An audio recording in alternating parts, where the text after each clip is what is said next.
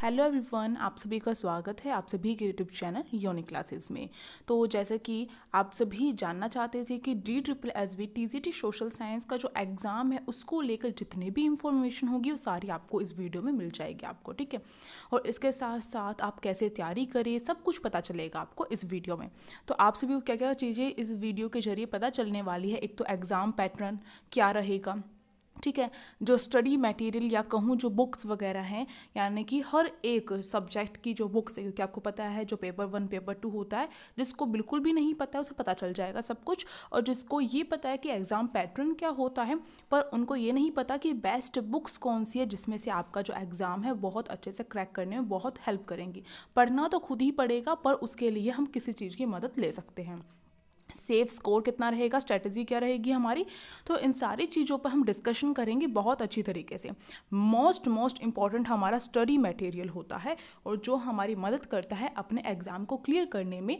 और स्ट्रेटजी, जैसे कि अगर आप में से बहुत सारे ऐसे भी होंगे जिन्होंने कई बार जो है एग्ज़ाम देकर देखा होगा पर उनका सिलेक्शन नहीं हुआ है, आप सभी का जो भी कुछ बच्चे होंगे और कुछ ऐसे होंगे जो अभी न्यू जो हैं वो ये एग्ज़ाम फर्स्ट टाइम अटैम्प्ट करने वाले हैं। तो जिसका एग्ज़ाम में सिलेक्शन नहीं हो पा रहा है या फिर जो फर्स्ट टाइम अटैम्प्ट करने वाला है उसे कुछ भी नहीं पता है, तो एक बहुत ही सीक्रेट जो चीज़ें मैं आपको यहाँ पर बताने वाली हूँ, तो ध्यान से आप सभी देखेंगे।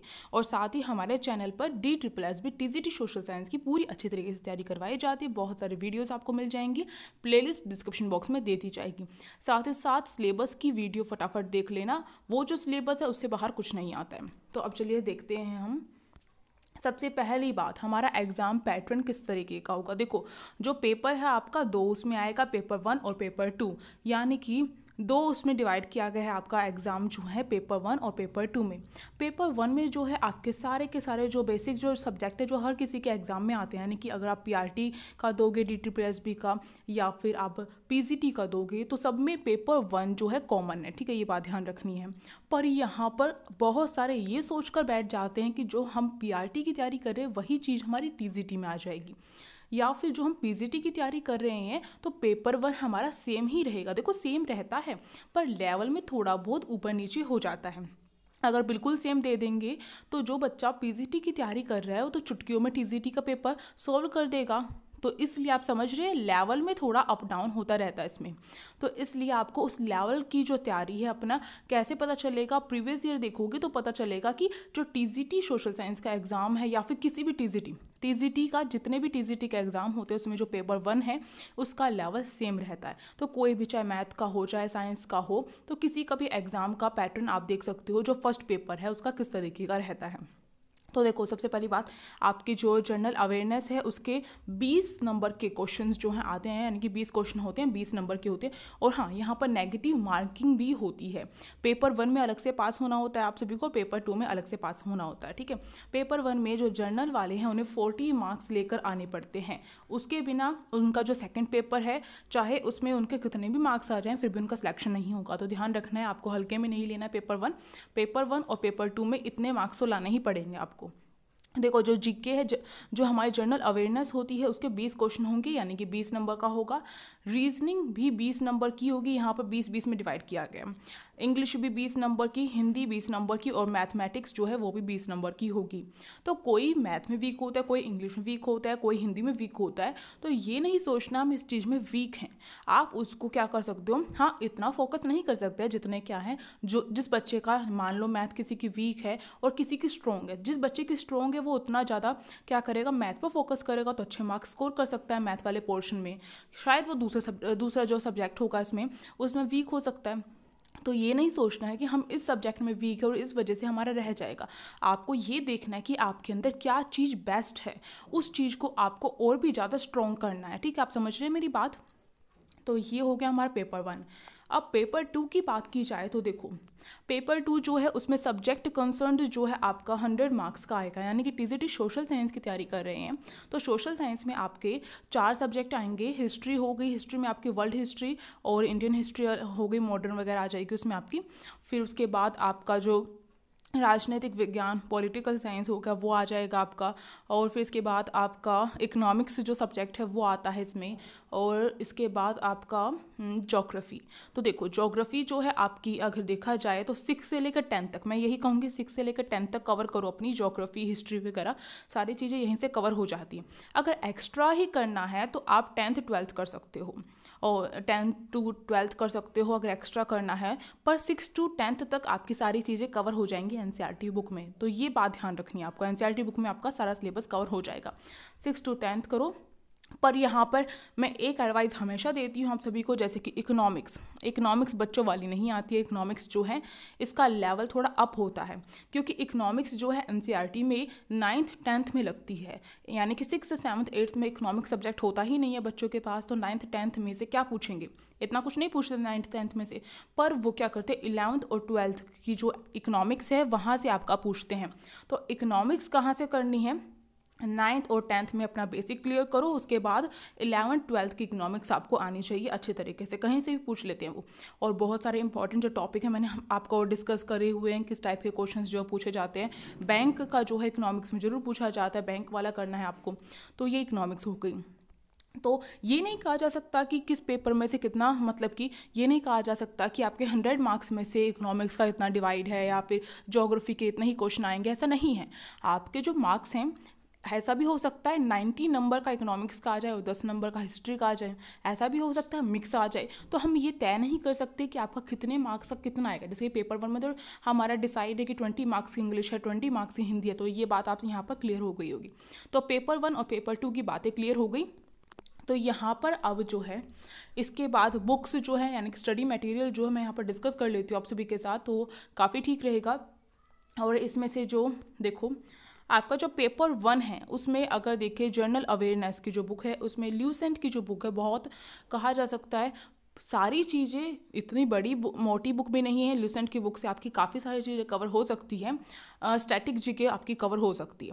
अब जो करंट अफेयर है उनके लिए आपको न्यूज़पेपर रीड करना पड़ेगा। न्यूज़पेपर पूरे का पूरा रीड नहीं करना है, मतलब कि जो उसमें से इंपॉर्टेंट चीज़ है जहाँ से क्वेश्चंस आते हैं तो वो कवर कर सकते हो आप, ठीक है। और यानी कि आपको क्या है, आसपास जो भी चीज़ें हो रही हैं उसको लेकर आपको, जैसे कि स्पोर्ट्स में कुछ नई चीज़ हुई है तो उसको लेकर आपको पता होना चाहिए, या फिर जैसे ओलंपिक वगैरह भी हुए थे उनको लेकर आपको करंट की इन्फॉर्मेशन होनी चाहिए इस तरीके से। तो ये नहीं कह सकते हैं कि आपको कितने टाइम की करनी है कितने टाइम की नहीं करनी है। कभी DSSS भी 1 साल पहले की पूछ लेता है, तो मिनिमम 6 मंथ्स की कर लो, काफ़ी रहेगा, ठीक है, करंट अफेयर। और ल्यूसेंट में स्टैटिक जीके तो आपकी कवर हो ही रही है सारी के सारी, तो ल्यूसेंट से सारी चीज़ें कवर हो जाएंगे आपके जीके की। और जीके में पूरे में से पूरे मार्क्स तो मुश्किल से कोई ला पाता है, बहुत मुश्किल से।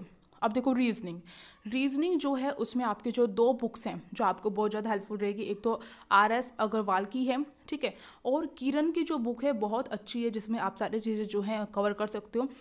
इसमें जो लेवल है क्वेश्चंस का ऐसे होता है कि पहले कम से और फिर ऊपर तक चढ़ते हैं, तो ये जो है ये ठीक रहेगा। और इसके साथ साथ प्रीवियस ईयर जो क्वेश्चंस है वो करने हैं आपको। SSC की जो तैयारी कर रहे हैं वो भी हेल्पफुल रहेगी यहाँ पर मैं आप सभी को इस वीडियो में ये बताऊंगी कि बहुत सारे ये डाउट लेकर चलते हैं कि बहुत सारे बच्चों का ऐसा होता है कि हम SSC की तैयारी कर रहे हैं और हमारा तो DSSS का एग्ज़ाम ऐसे ही क्लियर हो जाएगा चुटकियों में, ठीक है, हमें थोड़ी बहुत मेहनत करनी पड़ेगी। और इसी चीज़ को लेकर हम सभी डरते हैं कि जो बच्चे SSC की तैयारी कर रहे हैं क्या अब हमसे कंपटीशन करेंगे और DSSS में तो वही तो लग जाएंगे, हम कहाँ रह जाएंगे।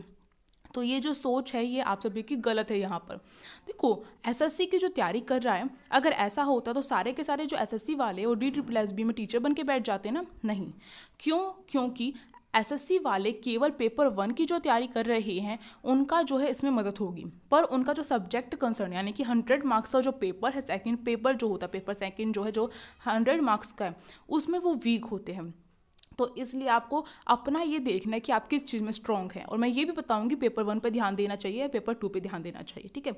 अब देखो अगली जो इंग्लिश है, इंग्लिश कहाँ से कवर होगी, जो SP बख्शी है उसकी जो बुक है उससे कवर हो जाती है इंग्लिश मोस्टली, और क्वेश्चन करने से ही होगा। हिंदी अरिहंत की बेस्ट बुक है हिंदी में, और भी बहुत सारी, या फिर आप ये कर सकते हो जो छोटे बच्चों की जो बुक्स होती है हिंदी व्याकरण की वो देख सकते हो। और अब तो इंटरनेट पर भी सर्च करेंगे तो टॉपिक बहुत सारे मिल जाते हैं, तो वहाँ से कवर कर सकते हो। मैथ्स की अगर देखो तो जो दिशा की है वो उसमें भी हो जाता है, और किरण की जो है किरण पब्लिकेशन उसकी भी हेल्पफुल रहेगी, ठीक है। अब बात की जाए आपका हाँ जो पेपर 2 है, जैसे मैंने कहा था पेपर 2, तो पेपर 2 की तो मैं पहले ही बता चुकी कि कहाँ से करनी है, एनसीईआरटी की करनी है, 6 to 10th की, और इकोनॉमिक्स 11th-12th भी करनी है आपको, ठीक है। वो बुक कर लेनी है अपनी अच्छे से, हर एक चीज़ को ऐसे पढ़ना है कि हाँ ये आपकी इंपॉर्टेंट, आपको पता तो चल ही जाएगा रीड करने से, ठीक है। अंडरलाइन करते रहो, नोट्स बनाते रहो साथ साथ में। तो नोट्स बनाने से ये होगा कि आप लिखेंगे तो लिखने से आपको काफ़ी सारी चीज़ें याद हो जाती हैं। अब यहाँ पर पेपर 2 पर फोकस ज़्यादा करें या पेपर 1 पर फोकस ज़्यादा करें, ये डाउट सबको रहता है किस चीज़ पर फोकस ज़्यादा करना चाहिए। तो देखो पेपर 2 को आपने ग्रेजुएशन में बीएड की होगी आपने, तो उसमें आपने पेपर 2 को क्या किया है, अच्छे से कवर किया है। तो पेपर 2 में हर बच्चा क्या हो रहा है, परफेक्ट हो रहा है, ठीक है, यानी कि इतना वीक तो नहीं होगा। तो अपने उस पेपर 2 को और भी ज़्यादा स्ट्रॉन्ग करना पड़ेगा आपको। क्यों? क्योंकि 100 मार्क्स में से कम आप 80 मार्क्स भी अगर यहाँ से ले लेते हो या 70 मार्क्स भी यहाँ से ले लेते हो, तो आपका जो पेपर 1 है, अगर आप उसमें किसी भी सब्जेक्ट में वीक हो तभी भी आपका सिलेक्शन हो सकता है। तो पेपर 2 में आपको इस पर बहुत ज़्यादा फोकस करना पड़ेगा। और पेपर 1 की तो आपको रेगुलरली तैयारी करनी ही पड़ेगी, क्योंकि उसमें प्रैक्टिस की चीज़ें, रीजनिंग होगी, मैथ्स होगी, उसमें प्रैक्टिस करनी पड़ेगी। हिंदी में अच्छा स्कोर कर सकते हो, किसी की हिंदी अच्छी है, किसी की इंग्लिश अच्छी है, तो वहाँ से स्कोर कर सकते हैं। तो पेपर 2 पे आपको थोड़ा सा ज़्यादा फोकस करना पड़ेगा, मेरे यही मानना है।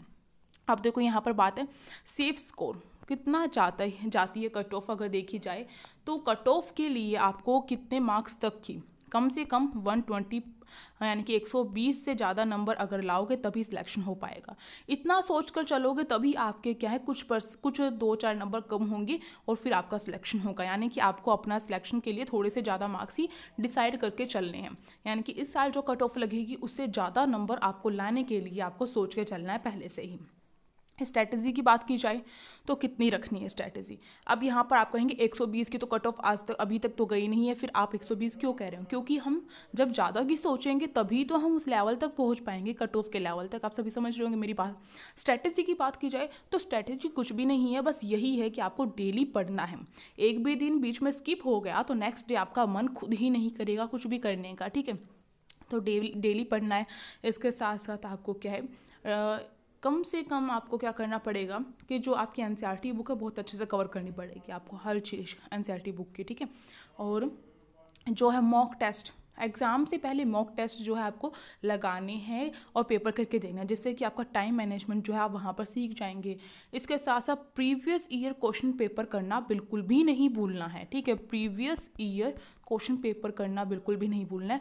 एज इट इज़ जो टॉपिक होते हैं, एज इट इज़ जो क्वेश्चन होते हैं वो कई बार आ जाते हैं, और टॉपिक जो होते हैं वो तो आते ही हैं। यानी कि प्रीवियस ईयर भी किस तरीके से करोगे, जो भी क्वेश्चन है उसे किस तरीके से करना है कि इस क्वेश्चन का ये टॉपिक है और इस टॉपिक को मुझे इस तरीके से कवर कर लेना है कि अगर इसमें से कोई भी क्वेश्चन आ जाए तो मैं उसे सॉल्व कर दूँ। केवल क्वेश्चन सॉल्व नहीं करना है, टॉपिक को कवर करना है। जैसे कि मैं हमेशा अपने प्रीवियस ईयर वीडियोज़ में मतलब जो क्वेश्चन होते हैं प्रीवियस ईयर क्वेश्चन पेपर में जब मैं सॉल्व करवाती हूँ तो आप सभी को मैंने करवाया है इस तरीके से। इसी तरीके से आपको आपके जो प्रीवियस ईयर है उसे सॉल्व करने की आदत डालनी पड़ेगी।